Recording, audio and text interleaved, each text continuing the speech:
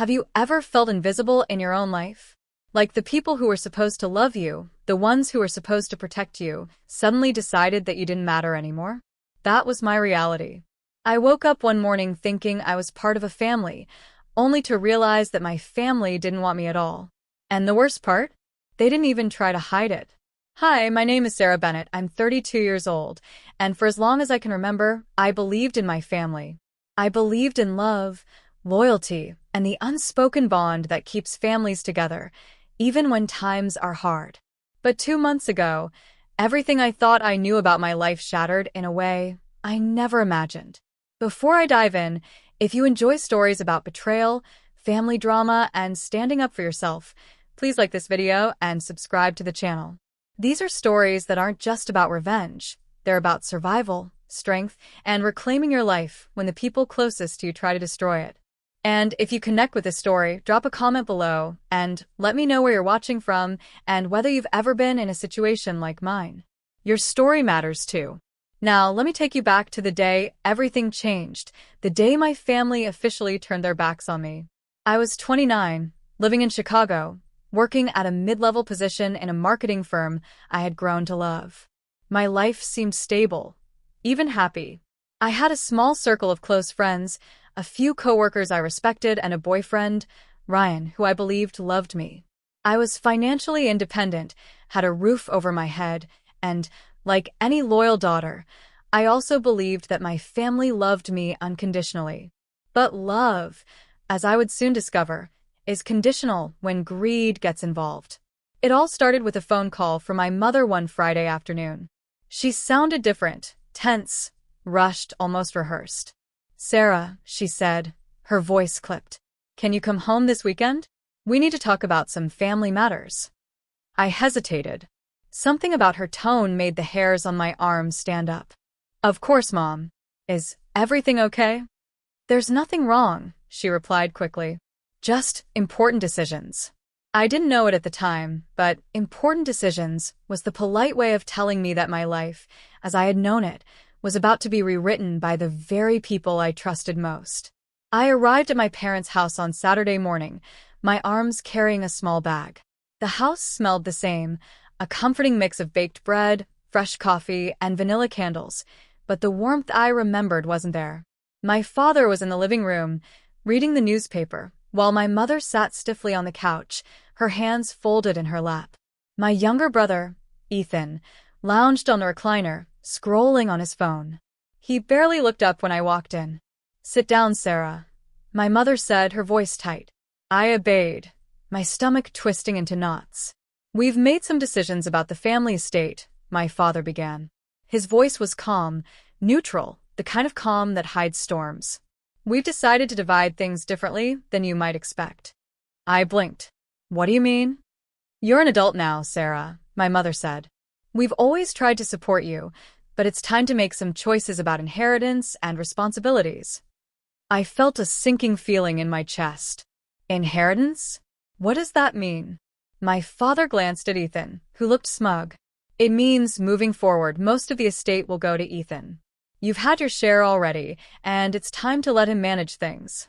We trust him to make decisions about the family business." I froze. My share? I hadn't asked for much, just the things they promised me over the years. But now it seemed that promise didn't mean anything. I don't understand," I stammered. "I worked my whole life. I've saved. I've contributed. I've been responsible. Why is it all going to him?" "Because, Sarah," my mother said sharply, leaning forward, "Ethan is the one we believe can handle it. You have other priorities." I could feel my chest tightening, my vision narrowing. "Other priorities? Are you serious?" "Yes," my father said. "We've decided. That's final." I sat there, silent. My mind was spinning. I had trusted these people with my life, my heart, my future. And now, in the span of 5 minutes, they had erased me from the picture completely. My contributions, my loyalty, my sacrifices, none of it mattered. The rest of the afternoon was a blur. They tried to placate me, to tell me it wasn't personal, that I should understand family priorities. But I understood one thing very clearly. They didn't care about me. Not really. That night, I couldn't sleep. I stared at the ceiling, imagining the life I had built for myself versus the life they wanted for Ethan. Anger bubbled beneath my skin, sharp and insistent. I felt betrayed, humiliated, and small. But beneath that, a seed of determination took root. If they thought they could discard me like this, they were wrong. Over the next week, I began to notice other patterns, small moments, little betrayals I had ignored for years. The way my parents only called me when they needed something. The way Ethan took credit for things I had done. The way my contributions were minimized in every family conversation. It all added up. My family didn't just disregard me, they used me. They relied on my loyalty, my hard work, my emotional energy, and then discarded me when it was convenient. I realized then that I had a choice. I could let them continue to treat me this way, quietly and silently, or I could reclaim my life. I could fight back, not with anger, not with loud confrontations, but strategically, carefully, and deliberately.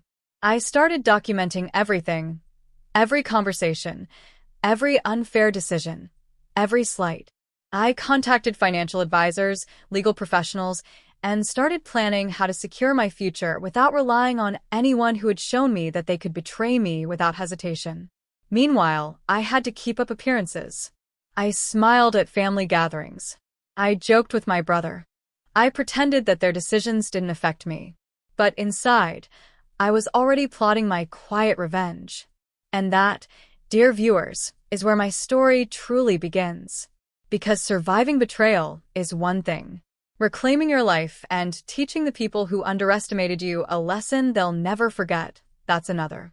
After that weekend at my parents' house, I returned to my apartment feeling heavier than I had in years. It wasn't just the shock of being erased from the family estate, it was the realization that the people I had trusted the most were capable of discarding me without a second thought. But I wasn't going to let this define me. I refused. I poured myself a cup of coffee, sat down at my small kitchen table, and opened my laptop. I needed a plan. Not an impulsive, dramatic confrontation plan that would have given them exactly what they wanted. A chance to say I was overreacting, that I was dramatic, that I was too sensitive. No, my plan had to be subtle, calculated, quiet, and it had to work. I started with details. Every conversation, every interaction over the past few years that had hinted at their disregard. Every time my contributions had been minimized, every slight, every lie. I made a spreadsheet. It sounds extreme, but I knew that if I wanted them to truly understand the consequences of their actions, I had to be prepared. Then I began to gather evidence. Financial records, email chains, proof of contributions to the family business, receipts of investments, even photos that subtly demonstrated my involvement in family milestones. This was my ammunition, not to attack them publicly, but to create a mirror they couldn't avoid looking into. The first stage of my plan was to protect myself. I met with a lawyer and an accountant who specialized in family estates. I wanted to ensure that my financial future was completely independent of my parents' decisions.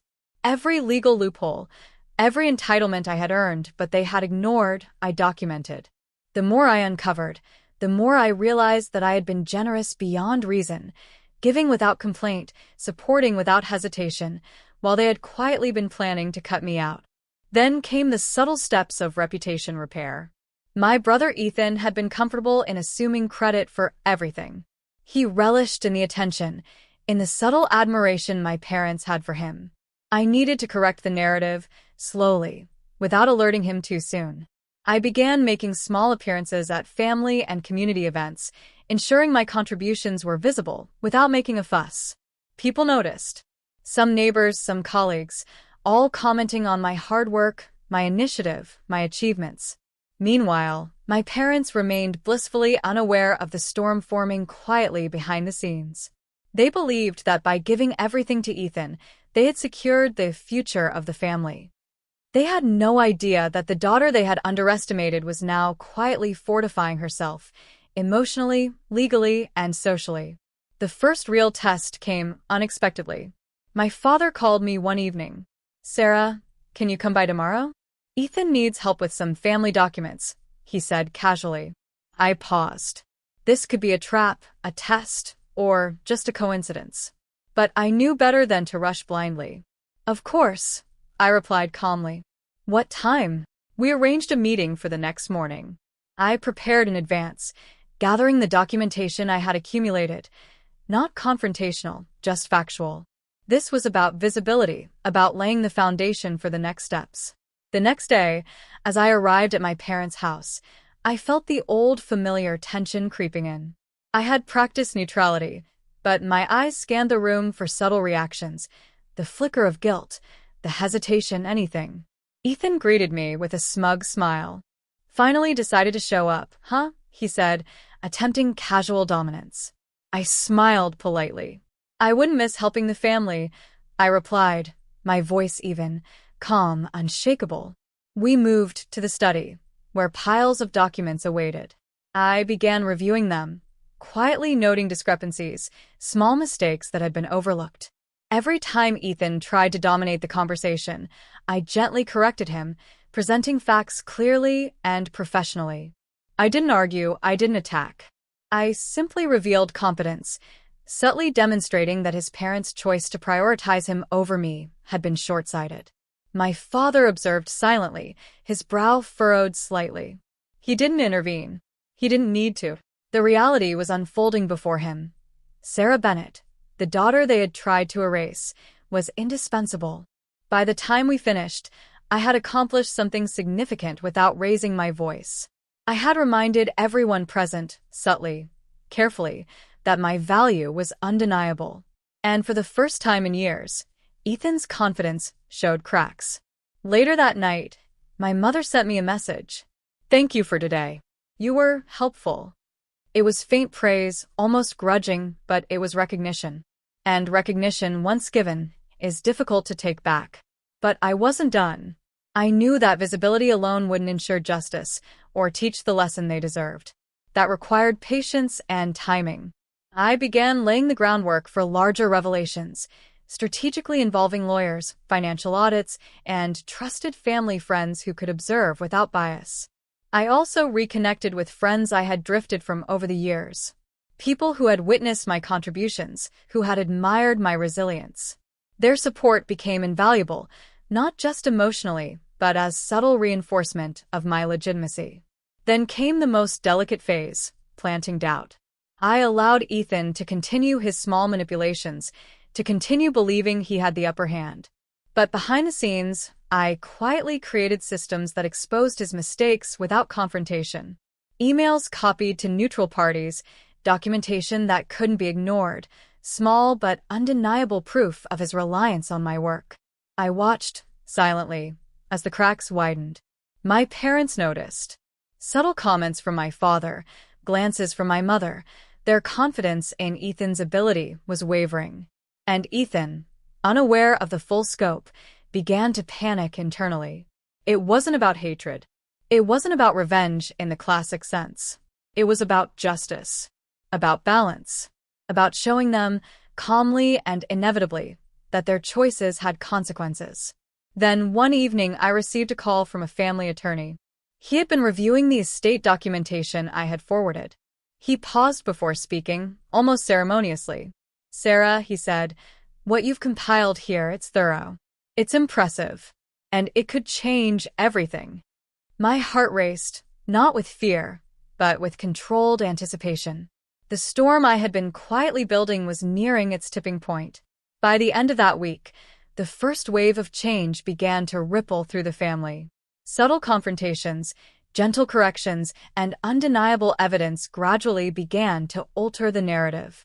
My parents started questioning some of Ethan's claims, his overconfidence, his assumptions.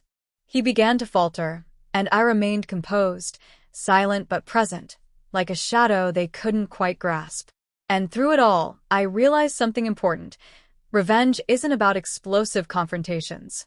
It's about patience, precision, and letting the consequences of betrayal unfold naturally. I didn't need to yell. I didn't need to publicly humiliate anyone. I only needed to be smart, to stay calm, and to let the truth speak for itself. As I sat at my desk that night, reviewing the day's progress, I finally allowed myself a small, quiet smile. The girl who had been ignored, dismissed, and discarded by her family was no longer powerless. And for the first time in a long time, I felt truly alive and ready for whatever came next. Because I knew one thing for certain: my family's choices had set the stage for a reckoning they would never forget. And I would be the calm force guiding it. There's a strange power in being underestimated. When people think you're harmless, emotional, or defeated, they stop watching you closely. They speak more freely. They make careless mistakes. They assume you'll never challenge them. That's exactly what my family did. After that meeting in my parents' study, something subtle shifted, not enough to cause alarm, but enough to unsettle them. My father started asking questions he hadn't asked before. My mother watched more closely. And Ethan became defensive. He started calling me more often. Not to check on me. Not to apologize. To monitor me. "Just wanted to see what you're working on lately," he said one afternoon, pretending to sound casual. "Oh, the usual," I replied lightly. "Work life. Planning ahead." "Planning what?" he asked quickly. I smiled to myself. "Just being responsible," I said. That was the first time he went quiet. See, Ethan had always relied on confidence instead of competence. He talked his way through life. I worked my way through it. And now that the spotlight was slowly shifting, his comfort was slipping. A week later, my father invited both of us to meet with the family's longtime financial advisor. Apparently, Ethan had made a few assumptions about the estate, assumptions that didn't align with reality. I arrived prepared. Not aggressive. Not emotional. Prepared. Ethan showed up late. That alone told me everything. The advisor spread documents across the table: investments, property valuations, liabilities Ethan had overlooked. "There are gaps here," the advisor said carefully, tapping one page. "These figures don't account for previous contributions." My father frowned. "What contributions?" The advisor looked at me. "Sarah's," he said calmly. "She's been listed as a contributor to multiple assets over the last 8 years. The room went still. Ethan turned sharply toward me. "What?" I didn't flinch. "I've been contributing quietly," I said. "I never made a big deal about it." My mother blinked. "You never told us." I met her eyes. "You never asked." That moment didn't explode. It settled, like dust after a collapse. From that day on, the tone of family conversations changed. Suddenly, my presence mattered again. My opinions were requested. My emails were answered faster. My father asked for clarification instead of assuming Ethan had it handled. Ethan noticed, and he didn't like it. He began making small mistakes, missed deadlines, misfiled paperwork, overconfident claims that fell apart under scrutiny. Nothing dramatic, but enough to erode trust. Meanwhile, I continued exactly as I had been: calm, cooperative, efficient. That contrast did all the work for me. Then came the dinner. My mother insisted on a family night. Just the 4 of us. No distractions. I knew what that meant. Accountability. We sat around the table, the air thick with tension. Halfway through the meal, my father put his fork down. "There's something we need to discuss," he said. Ethan stiffened. "We've been reviewing the estate structure," my father continued. "And we may have been premature in our decisions." My mother nodded slowly. "We didn't realize how much Sarah was involved," she added. Ethan's face flushed. "So what?" "That means nothing changes." "It means we reassess," my father said firmly. The word reassess landed like a threat. Ethan laughed nervously. "This is ridiculous. She's just trying to." "Enough," my father snapped. Silence. I hadn't said a word. And yet, everything was happening because of me. That night, Ethan cornered me outside. "You planned this," he hissed. I tilted my head. "Planned what?" "You're turning them against me." I looked at him steadily. "I didn't turn anyone against you. I just stopped covering for you." That was the truth. And the truth is a dangerous thing when someone's built their life on shortcuts. Over the next month, things escalated quietly but relentlessly. The family lawyer requested additional documentation, my documentation. The advisor asked for my input, publicly. Extended relatives began asking me questions instead of Ethan.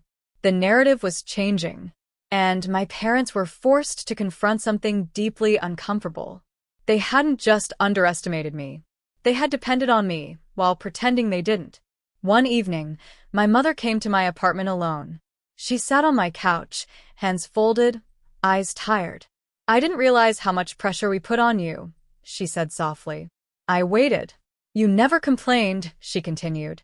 "We thought you were fine." "I was coping," I corrected gently. "There's a difference." She nodded, tears forming. "I'm sorry," she whispered. That apology didn't erase the past, but it cracked something open. Ethan, meanwhile, was unraveling. He grew reckless, pushing decisions through without review, lashing out when questioned, making promises he couldn't keep. The final straw came when he attempted to refinance one of the properties without full disclosure. The advisor caught it. The lawyer flagged it. My father was furious. For the first time in our lives, Ethan wasn't the golden child. He was a liability. And the family had a choice to make. One night, my father called me. "We need to talk," he said. "Just you and me." We met at a quiet cafe. He didn't waste time. "I was wrong," he admitted. "About a lot of things." I swallowed. "I should have protected you," he said. "Instead, I took you for granted." That hurt more than anger ever could. "I don't want revenge," I said honestly. "I want fairness." He nodded slowly. "And you deserve it." That was the moment I knew the tide had fully turned. Not because I had demanded it, but because they could no longer deny reality. As I walked home that night, the weight I'd been carrying for years felt lighter. Not gone, but manageable. The family that had disowned me emotionally was now forced to see me clearly. And the brother who believed he'd inherited everything was realizing something terrifying. He had built his future on my silence. And my silence was over. Once people realize they've lost control, they don't become reasonable. They become dangerous. Ethan didn't explode right away. That would have been too obvious. Too messy. Instead, he did what he always did when cornered. He smiled, agreed, and started planning behind closed doors. I noticed it in small ways at first. Emails where he conveniently left me out. Meetings rescheduled without telling me. Documents filed late, then lost. At first, my parents brushed it off. "He's under pressure," my mother said. But pressure doesn't make someone dishonest. It just reveals what they're willing to do to survive. The first real warning came from the family lawyer. He called me directly one morning, something he'd never done before. "Sarah," he said carefully, "have you authorized any changes to the trust documentation in the last 2 weeks?" My stomach dropped. "No," I said. "Why?" There was a pause. "Because someone attempted to amend beneficiary allocations using your name." Silence stretched between us. "That wasn't me," I said quietly. "I assumed as much," he replied. "But I needed to hear it from you." When I hung up, my hands were shaking, not with fear, but with clarity. Ethan wasn't just losing control. He was trying to steal it back.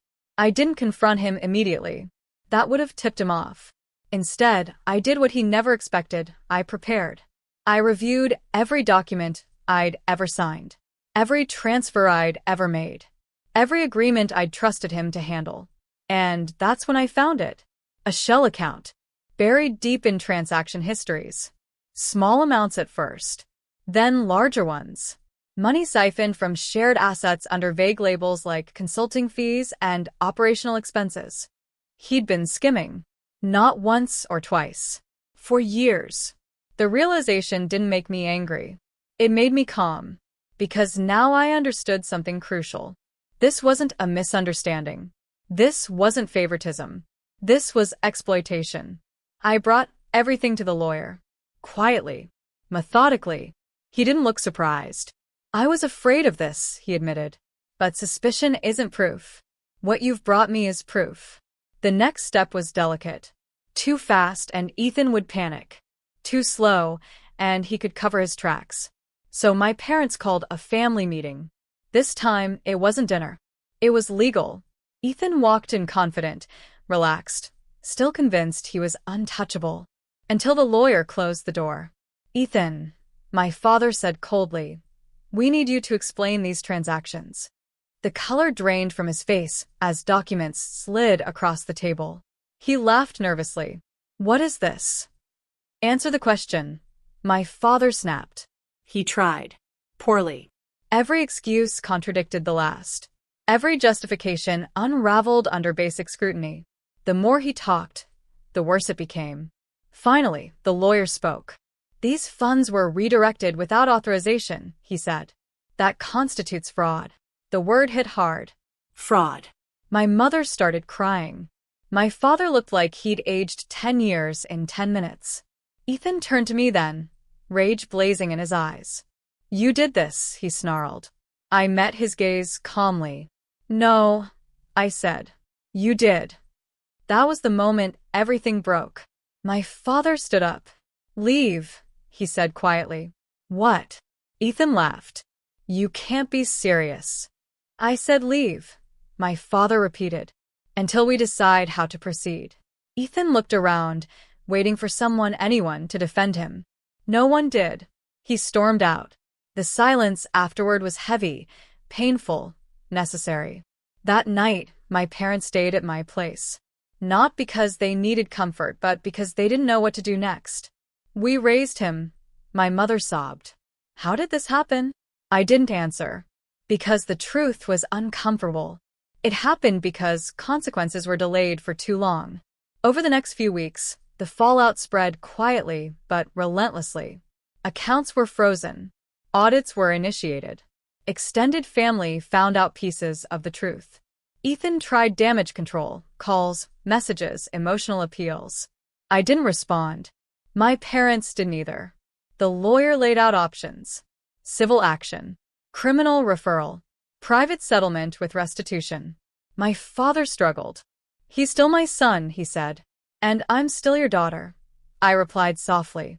I just learned to survive without protection. That hit him harder than any accusation. Eventually, a decision was made. Ethan would be removed from all financial authority. He would repay what he took. And if he refused, the consequences would escalate. When he realized we were serious, his tone changed. From anger to fear. He showed up at my apartment one night unannounced. "I need your help," he said, eyes bloodshot. I crossed my arms. "You didn't ask for help when you were stealing," I replied. "I was desperate," he whispered. "So was I said. "For years." He sank onto the couch. "They were always proud of you," he muttered bitterly. "I just didn't want to lose that." I almost laughed. "You already had it," I said. "You just wanted more." He left defeated. Not because I yelled. Not because I punished him. But because he finally saw me clearly. And he realized I was no longer beneath him. By the end of the month, the estate structure was rewritten. Fairly. Transparently. Irreversibly. For the first time in my life, I wasn't contributing in the shadows. I was acknowledged. Respected. Protected. But revenge, I learned, doesn't feel the way movies promise. It's quiet. Heavy. Bittersweet. Because when you finally win, you're left grieving what never should have been broken in the first place. And I wasn't finished yet. Because the final consequences hadn't landed. And Ethan still hadn't faced the full cost of his choices. The hardest part about consequences isn't when they arrive. It's when they arrive slowly, in front of everyone. At first, Ethan thought this was still a private family matter. Something that could be buried, softened, negotiated behind closed doors like everything else he'd ever broken. He didn't understand that once trust shatters, it makes noise. And people listen. The first crack appeared at his workplace. Ethan had always leveraged our family name. It opened doors, smoothed introductions, earned him credibility he never fully built himself. He liked being seen as the capable one, the son who handled finances, the reliable professional with strong backing. That image didn't survive an audit. When financial institutions froze accounts connected to him, questions followed. When legal reviews started quietly pulling records, employers noticed delays, inconsistencies, nervous explanations that didn't add up. He called me one afternoon, his voice low and strained. "They're asking questions," he said. I didn't respond right away. "Sarah," he continued, "you don't understand. If this gets out, it's over for me." I finally spoke. "It already is," I said. "You're just catching up." Within 2 weeks, he was placed on indefinite leave. Officially, it was pending internal review. Unofficially, everyone knew what that meant. People stopped returning his calls. Meetings disappeared from his calendar. Invitations dried up. And that's when the story began spreading, not loudly, not dramatically, but through whispers. The kind that follow you into rooms and fall silent when you enter. Extended family members started reaching out to me instead of him. At first, it was cautious. "Is everything okay? Do you need anything? We heard there were some complications." Then it became clearer. "We had no idea you were carrying so much. I'm sorry we never noticed. You didn't deserve that." Apologies don't erase the past, but they do something important. They confirm you weren't imagining it. My parents struggled the most during this phase. They had to face not only Ethan's betrayal, but their own blindness. My father admitted one night, sitting at the kitchen table long after midnight, "I was so busy believing he needed us that I never asked whether you did." I didn't respond with anger. I didn't need to anymore. Because acknowledgement, even late, still matters. Ethan, meanwhile, unraveled. He tried to rebuild his narrative. He told people he'd been misunderstood, that the family had turned against him, that I'd exaggerated things. But stories require credibility, and his had expired. When a formal restitution agreement was filed, it became public record. Not the details, but the fact that money had been misappropriated and returned under legal pressure. That was enough. Friends distanced themselves. Professional networks quietly cut ties. Even distant relatives stopped defending him. The irony was painful. He'd spent years believing power came from control.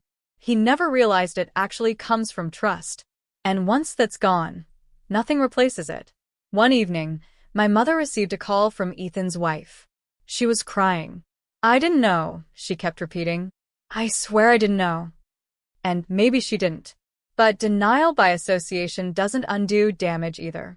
That marriage didn't survive the fallout. Stress, resentment, public shame, it eroded everything. When she moved out, Ethan finally hit bottom. He showed up at my door again. This time, he didn't look angry. He looked small. "I don't have anyone left," he said quietly. I studied him, really looked at him, and felt something unexpected. Not satisfaction. Not joy. Closure. "You had everyone," I said. "You just treated us like resources instead of people." He nodded slowly. "I thought if I failed, I'd be nothing." I answered honestly. "You didn't fail because you were nothing. You failed because you chose to take instead of stand." He didn't argue, because for the first time, there was nothing left to argue about. In the months that followed, life shifted.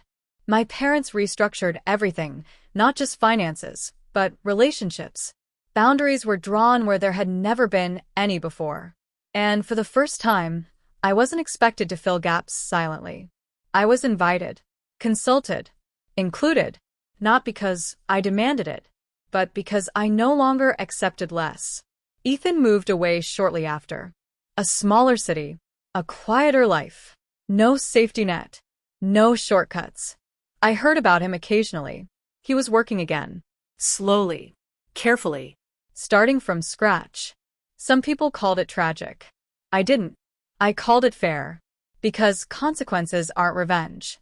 They're reality arriving late. And as for me, I didn't feel victorious. I felt free. Free from guilt. Free from obligation disguised as love. Free from the role of invisible supporter. For the first time, my life belonged fully to me. But there was still one conversation left. One final moment that would decide whether this family healed or simply learned to coexist. And that moment came when my father asked me a question I never expected. My father asked the question on a quiet Sunday afternoon. No lawyers. No documents. No tension hanging in the air like before. Just the two of us sitting on the porch, watching the light fade. Sarah, he said, staring straight ahead, do you think we can ever be a real family again? The question hit me harder than any accusation ever had.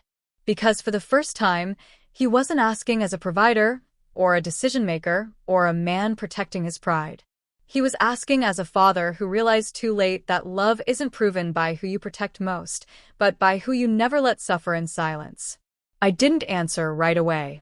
Because honesty, when it finally arrives, deserves space. I don't know, I said quietly. I don't know what a real family even looks like for us anymore. He nodded slowly. That's fair. We sat in silence for a long time. Then he spoke again. I failed you, he said. Not once. Not accidentally. Repeatedly. My chest tightened. I saw how much you gave, he continued. I told myself you were strong enough to handle it. That Ethan needed us more. That you'd speak up if it was too much. He finally turned to look at me. But the truth is, I didn't want to see it, because seeing it would have meant admitting I was wrong. That was the first time I cried in front of him since I was a child. Not because of pain, but because of release. I didn't want to be strong, I said through tears. I wanted to be protected. Even once. He closed his eyes. I know. That conversation didn't fix everything. But it cracked something open. And healing doesn't need perfection. It needs truth. Over the next few weeks, my parents tried in ways they never had before. They asked instead of assumed. They listened instead of defended. They respected boundaries instead of pushing past them. It was awkward. Sometimes uncomfortable. But it was real. And that mattered more than grand gestures ever could. Ethan remained distant. Not hostile. Just absent. Occasionally, he'd send a short message. Updates about work. A neutral apology that didn't ask for forgiveness. Just acknowledged damage. I didn't respond. Not out of anger. But because closure doesn't always require conversation. Sometimes it requires distance. One evening, my mother asked me something unexpected. Do you think you could ever forgive him? I thought carefully before answering. I don't know, I said. But I know I don't need to forgive him to stop carrying what he did. She nodded. I'm learning that too. That's when I realized something important. This story wasn't just about betrayal. It was about patterns. Patterns of favoritism, of silence, of love expressed through obligation instead of care. And breaking patterns hurts. Because it forces everyone to confront who they were, not who they believed themselves to be. The real turning point came a month later. My father called another family meeting. This time, Ethan wasn't invited. Neither were lawyers. Just my parents and me. We want to talk about the future, my father said. They told me about changes they'd made, not just legally, but intentionally. Equal transparency. Shared decision-making. No more silent expectations. But then my mother said something that stunned me. We don't expect you to stay close, she said softly. Or to make up for lost time. We just want to give you the choice we never gave you before. Choice. That word stayed with me for days. Because for most of my life, choice had been an illusion. I could give. I could sacrifice. But I couldn't step away without guilt. Now, for the first time, I could. So, I did something radical. I took space. Not out of punishment. Out of self-respect. I traveled. I restructured my work. I built routines that didn't revolve around fixing anyone else's life. And slowly, something shifted inside me. I stopped checking my phone for crises that never came. I stopped bracing myself for disappointment. I stopped defining my worth by how useful I was. Peace felt unfamiliar at first. Almost wrong. But then it became addictive. Months passed, and one evening I received a letter. Handwritten. From Ethan. He didn't justify himself. He didn't ask for reconciliation. He wrote about starting over. About therapy. About learning what accountability actually means when no one cushions the fall. At the end, he wrote one line that stayed with me. I know I can't undo what I took from you. I just wanted you to know I finally understand the cost. I folded the letter and put it away. Not as a symbol of forgiveness, but as proof that growth, while rare, is possible. I didn't know what the final shape of this family would be, but I knew one thing with certainty. I would never again disappear quietly for anyone. Because love that demands your silence isn't love. And family that only sees you when you stop giving isn't family until it learns better. And the next choice I made would determine whether the story ended in closure or transformation. I used to think closure came with an apology, or a dramatic confrontation, or someone finally admitting they were wrong in front of everyone. But closure doesn't arrive that way for most of us. It arrives quietly when you stop waiting. After I received Ethan's letter, I didn't feel relief the way I expected to. I felt steady, grounded, like something heavy had finally been set down, not thrown away, just released. I didn't write back. Not because he didn't deserve a response, but because I didn't know one. That realization alone felt like freedom. I stayed away from my parents for a while longer, not out of anger, but intention. I needed to know who I was when no one needed saving. When no one expected me to be the strong one. At first, the silence felt loud. No calls asking for help. No emergencies disguised as just a small favor. No emotional weight pulling me back into old roles. I filled the space slowly. Morning walks.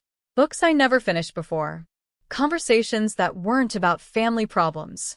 I began to recognize myself again. Not the version of me shaped by responsibility, but the one shaped by curiosity, ambition, and peace. Then one afternoon, my mother called. She didn't cry. She didn't ask for anything. She simply said, "I miss you." And for the first time, I believed her meant me, not what I provided. We met for coffee a week later. Just the two of us. She looked older. Softer. Less defensive. "I've been going to therapy," she said quietly, almost like a confession. I raised my eyebrows, surprised. "I realized I don't know how to love without leaning," she continued. "I thought needing you meant being close to you, but I see now how unfair that was." I didn't rush to reassure her. I let the words sit. "I don't want to lose you," she said, "but I also don't want to trap you." That sentence changed everything. Because for the first time, love wasn't presented as a debt. It was offered as a choice. I started rebuilding my relationship with my parents slowly, with boundaries so clear they were impossible to ignore. We didn't talk about Ethan much.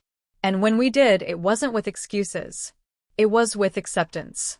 My father apologized again one evening, but this time, it wasn't heavy with guilt.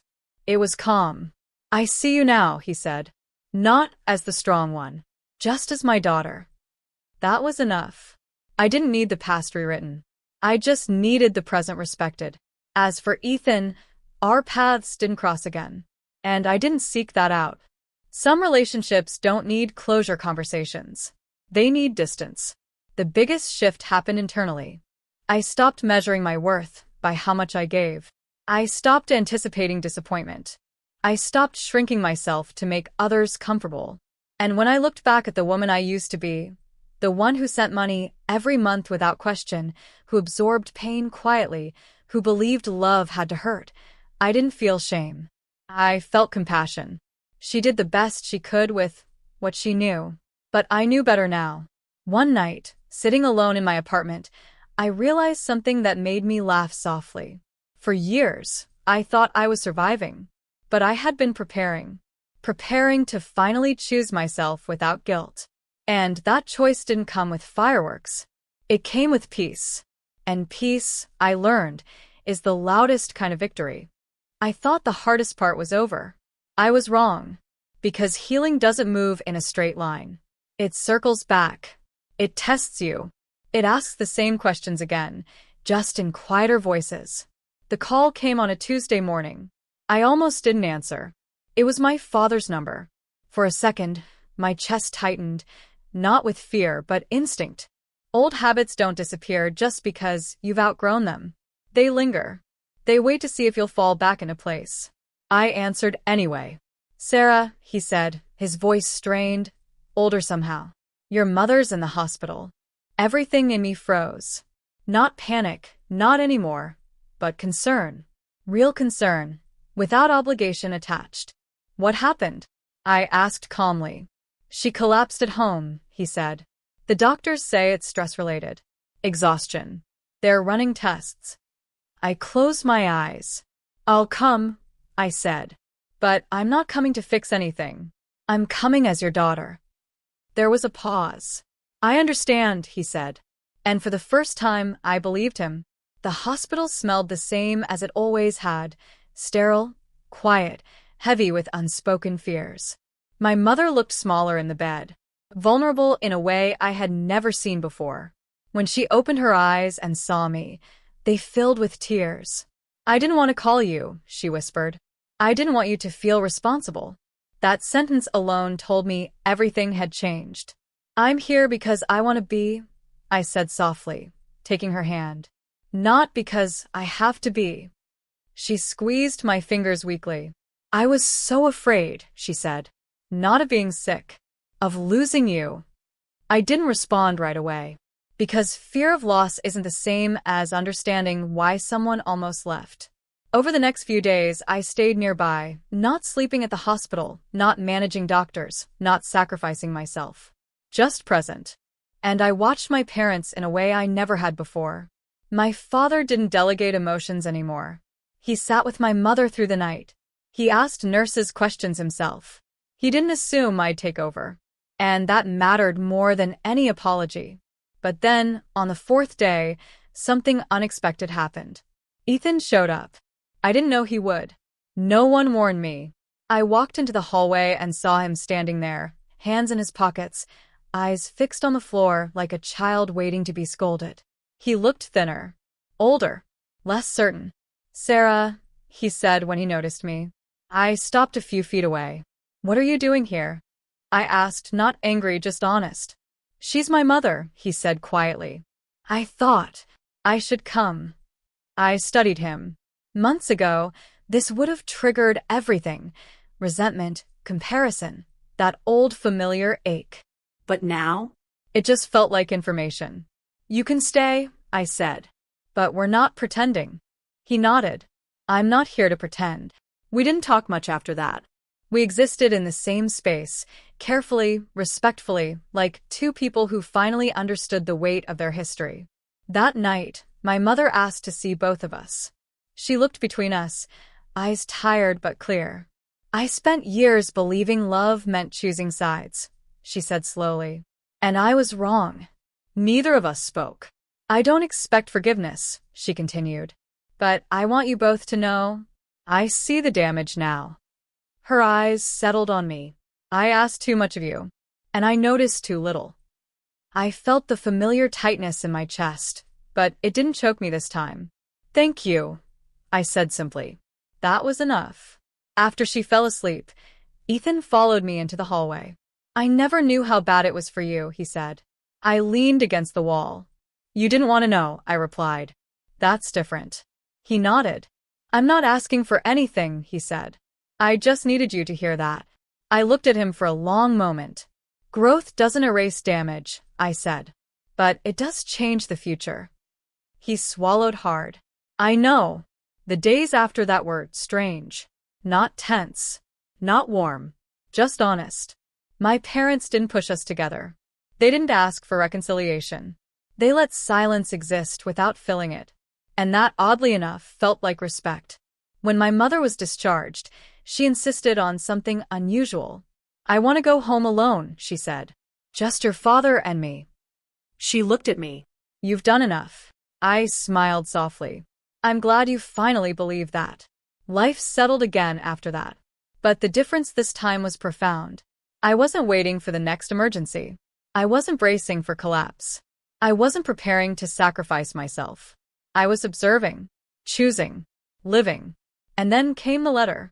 Not from Ethan. From the family lawyer. I sat at my kitchen table, reading it slowly, carefully. It detailed final adjustments to the estate. Permanent ones. Equal distributions. Independent oversight. No unilateral authority. No silent expectations. At the bottom, a handwritten note from my father. We should have done this years ago. Thank you for staying true to yourself even when we weren't. I folded the letter and exhaled deeply. This was karma. Not punishment. Correction. Balance restored without destruction. Weeks later, Ethan called. I almost didn't answer. But this time I did. I'm moving, he said. Out of state. New job. Clean start. That sounds good. I replied honestly. I wanted to tell you before I go, he said. Not for permission. Just transparency. I appreciate that, I said. There was a pause. I don't expect us to be close, he added. But I hope someday we can be civil. I smiled slightly.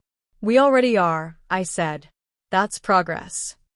After the call ended, I sat quietly for a long time. Not grieving. Not celebrating. Just settled. Because this part of the story wasn't about revenge anymore. It was about proof. Proof that people can change when consequences force reflection.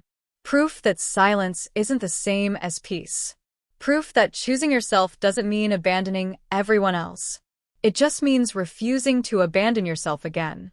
And still, one final choice remained. A choice that would decide how much of this past I carried forward and how much I finally laid down. That choice came unexpectedly, in the form of an invitation.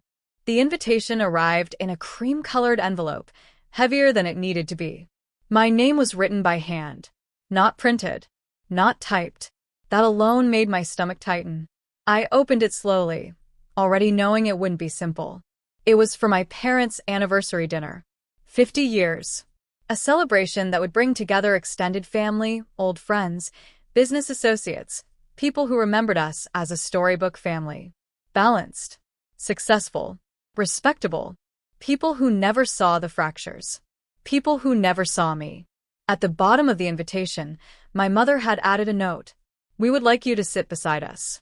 Only if you're comfortable. Comfortable. That word stayed with me long after I placed the card on the table. For most of my life, comfort had never been a requirement. I showed up regardless. Smiled regardless. Absorbed regardless. But this wasn't about attendance. It was about visibility. If I went, people would ask questions. They'd notice Ethan wasn't there. They'd notice the shift in dynamics. They'd notice me, not hovering on the edges, not supporting quietly, but seated at the center. And once noticed, I'd be expected to explain, or perform, or reassure. The old version of me would have declined. Not because I didn't care, but because disappearing was easier than disrupting illusions. But I wasn't her anymore. Still, I didn't answer right away. I needed to know why this mattered to me, not to them. I met my father for lunch a few days later. He looked nervous. Not defensive. Not authoritative. Just human.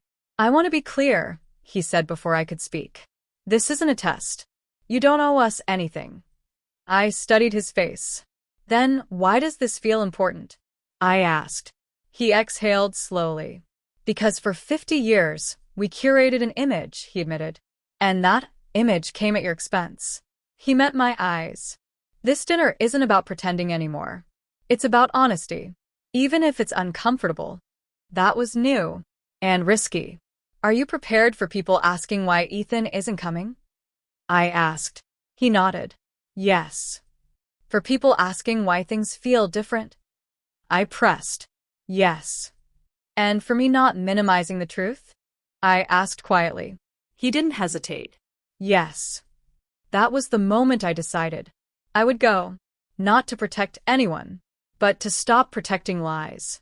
The night of the dinner arrived faster than I expected. The venue was elegant. Understated luxury. Soft lighting. Polished silverware. Familiar faces. As soon as I walked in, I felt it. Eyes. Curiosity masked as politeness.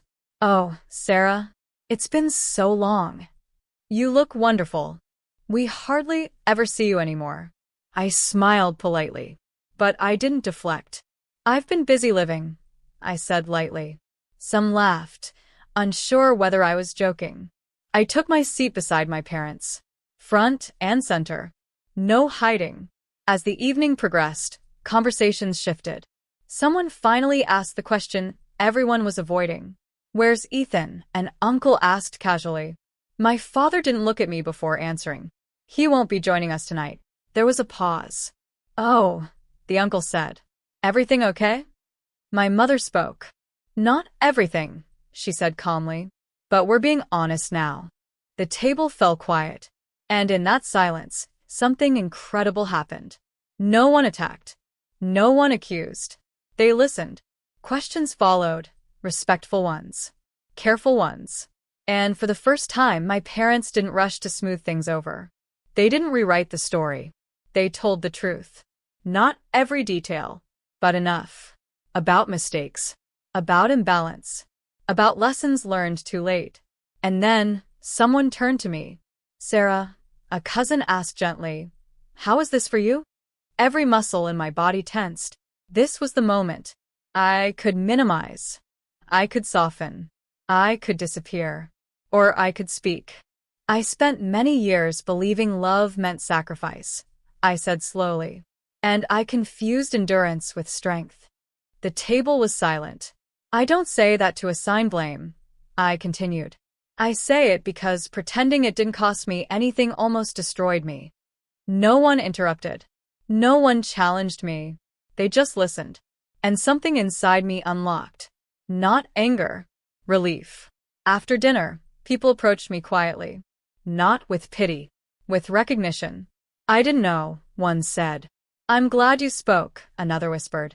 "Thank you for being honest." I didn't feel exposed. I felt seen. That night, when I returned home, I didn't collapse from exhaustion. I slept deeply. The kind of sleep that comes when you stop guarding your truth. The next ripple came unexpectedly. A few days later, my phone buzzed with a message from a distant relative. Then another. Then another. Stories. Confessions. Women who had given too much. Men who had disappeared under expectations. People who had watched our family and assumed silence meant harmony. "Your story gave me permission," one message read. That shook me. I hadn't intended to become visible. I had only intended to stop hiding. But visibility has consequences, both heavy and profound. And then came the call from Ethan. "I heard about the dinner," he said. "Yes," I replied cautiously. "I'm glad you spoke," he said after a pause. "You didn't protect me. And you shouldn't have." That was unexpected. "I needed to hear the truth outside my own head," he continued. "Even if it hurt." I didn't respond immediately. "Thank you for not pretending," he added. After the call ended, I sat quietly, absorbing what that meant. This wasn't reconciliation, but it was respect. And respect doesn't require closeness, just honesty. In the weeks that followed, I noticed something else shift. My parents didn't brag about me. They didn't overcorrect. They treated me like an equal adult, not a symbol, not a support system. Just Sarah. And that was enough. But as the story spread, softly, organically, I was faced with one final decision. A local community organization reached out. They were hosting a panel on family dynamics, financial boundaries, and emotional labor. They asked if I would speak. Publicly. Not anonymously. As myself. I stared at the email for a long time. This wasn't required. This wasn't owed. This wasn't about revenge. This was about ownership. If I declined, my story would still be mine. If I accepted, it would belong to others too. And I had to ask myself something critical. Was I ready to let go of privacy in exchange for purpose? I didn't answer immediately. I gave myself time. Because choosing yourself doesn't mean choosing exposure. It means choosing intentionally. I walked that night. No phone. No noise. Just my thoughts. I realized something profound. For years, my silence protected other people's comfort. Speaking now would protect my integrity. That difference mattered. I wrote back. I said yes. Not because I wanted to be heard, but because I no longer feared being seen. And as I closed my laptop, I understood something clearly. This story wasn't ending with revenge. It was ending with authorship. I was no longer a supporting character in someone else's narrative. I was writing my own. And there was only one chapter left. The one where I decide how this story is remembered. I used to believe endings were loud. That they came with slammed doors, raised voices, and final words that echoed long after they were spoken. But the ending of this story didn't arrive like that at all. It arrived quietly, on an ordinary evening, when I realized I was no longer angry. Not tired. Not bracing. Not waiting. Just present. The panel event was held in a modest community hall. Nothing dramatic. No spotlight. Folding chairs, warm lights, a small audience. People who came not to be entertained, but to understand. I stood backstage, listening to the muffled sound of voices drifting through the curtain, and for a moment, I felt that old familiar urge to disappear. To let someone else speak. To step back. To stay safe. Then I remembered something important. Silence had never protected me. It had only protected the story others wanted to tell. When it was my turn, I walked out calmly. No script. No performance. Just truth. I grew up believing my value was measured by how much I gave. I began. And for a long time, I thought that made me strong. Faces nodded. Not pity. Recognition. I didn't realize until much later that strength without boundaries isn't strength at all. It's self-erasure. I talked about expectations, about favoritism disguised as need, about love that leaned too heavily on one person and called it loyalty. I didn't name names. I didn't dramatize pain. I didn't accuse. I just told the truth as it happened. And when I finished, the room was silent. Then someone clapped. Then another. But what stayed with me weren't the hands. It was the eyes. People stayed afterward. They shared pieces of themselves. Stories they had never said out loud. Parents who realized uncomfortable truths. Daughters who felt seen. Sons who had been overlooked. That night, I understood something fully for the first time. My story was never just mine. It was a mirror. And mirrors don't attack, they reveal. When I got home, I found a message from my father. I'm proud of you, not for speaking, but for becoming. That sentence meant more than every apology combined, because pride that arrives without conditions finally feels like love. Life didn't transform overnight after that. There were still awkward family dinners, still moments of distance, still consequences that couldn't be undone. Ethan didn't suddenly return. He didn't ask to, and I didn't invite him. Some relationships don't end in reconciliation. They end in acceptance. I heard later that he watched a recording of the panel. He didn't reach out, but he sent a message through my father. Tell her, thank you for telling the truth. I'm learning to live with it. That was enough. Because closure doesn't always come directly. Sometimes it arrives quietly, in changed behavior, in accountability that doesn't demand forgiveness, in growth that doesn't seek applause. My parents changed too. Not perfectly, but permanently. They no longer introduce me as the strong one or the reliable one. They introduced me as their daughter. Period. They asked before assuming. They accepted no without protest. They stopped confusing closeness with dependence. And slowly, something healed, not the past, but the present. As for me, I stopped replaying old conversations in my head. Stopped imagining different outcomes. Stopped wondering who I could have been if things had been different. Because I finally understood something powerful. I didn't lose years of my life. I invested them in learning who I never wanted to be again. I built a life that didn't require self-betrayal to maintain. I learned that love isn't proven by endurance. It's proven by respect. And the greatest revenge, the kind that actually lasts, isn't destruction. It's freedom. Freedom from guilt. Freedom from roles you never agreed to play. Freedom from shrinking yourself to keep others comfortable. If you're watching this and something in my story feels painfully familiar, if you've ever been the one who gives until there's nothing left, who stays quiet to keep the peace, who carries everyone else's weight while your own needs go unnoticed, I want you to hear this clearly. You are not selfish for choosing yourself. You are not cruel for setting boundaries. And you are not wrong for walking away from dynamics that only value you when you're useful. Sometimes, the bravest thing you can do is stop explaining your pain to people who benefited from your silence. Sometimes, the strongest revenge is living well, without apology, without permission, without looking back. And if this story resonated with you, if it reminded you of your own journey, your own family, your own quiet strength, then stay with us.